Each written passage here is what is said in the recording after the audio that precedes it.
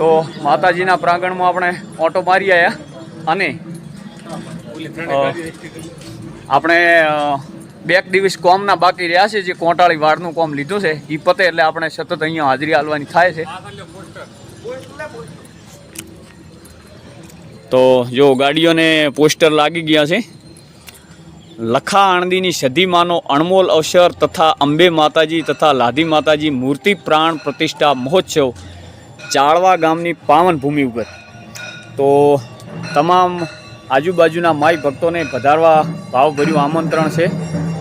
આ છે આપણા ગોગ મહારાજનું મંદિર, ત્યાં પણ આરતી થઈ રહી છે। તો જો આવી રીતનું બધું આયોજન થઈ ચૂક્યું છે। તારીખ 21, 22 અને 23ના રોજ બહુ મોટો અવસર આવી રહ્યો છે। સાહેબ મજા મજા મજા ના, એક વ્લોગ ચાલુ છે। તો આવી રીતના બધા પોસ્ટર લગાવેલા છે અને તારીખ ભૂલશો નહીં। જેને માતાજીના દર્શનનો લાહો લેવો હોય આ પ્રતિષ્ઠાનો, તો તારીખ 21, 22 અને 23ના રોજ અવશ્ય પધારજો। તો વિડિયાની અંદર એક નવો વળાંક તમે જોઈ શકો છો કે આ મંડપ તો ખાલી યજ્ઞશાળાની આજુબાજુથી જે નાની એવી જગ્યા છે એની અંદર બાંધેલું હતું, અને હવે બતાવવા હું જઈ રહ્યો છું બહુ વિશાળ મંડપ। અહીંયા કદાચ આટલા એરિયામાં આવડું મંડપ ટૂંક સમયમાં, મતલબ હમણાં વર્ષોથી આપણે જોયો નથી એમ। તો અહીંયા અમારા જાળિયા પરિવાર છે। તો માનસુખભાઈ કેમ છો? મજા? જય માતાજી।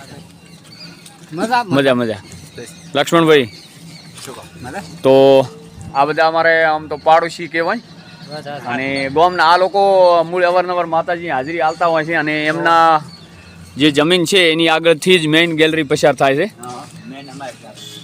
જો હવે આ પાછળ તમને બતાવું કે મોટું ડૂમ મારેલું છે। આ ડાયરા માટેનું આયોજન છે, અને આની અંદર આમ દિવસે આની કોઈ વ્યવસ્થા કરી આમાં? ના ના, આમ જે 3 દિવસનો પ્રોગ્રામ છે એની અંદર આ ડૂમમાં કોઈ આયોજન ખરું, જમણવાર કે એવું કંઈ?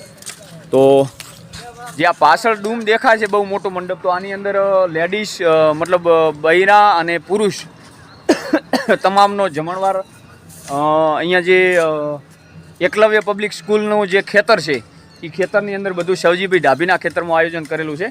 ત્યાં બહુ મોટું મંડપ બાંધેલું છે। તમે વ્લોગમાં બન્યા રહેજો, હું છેલ્લે સુધી તમને બતાવું।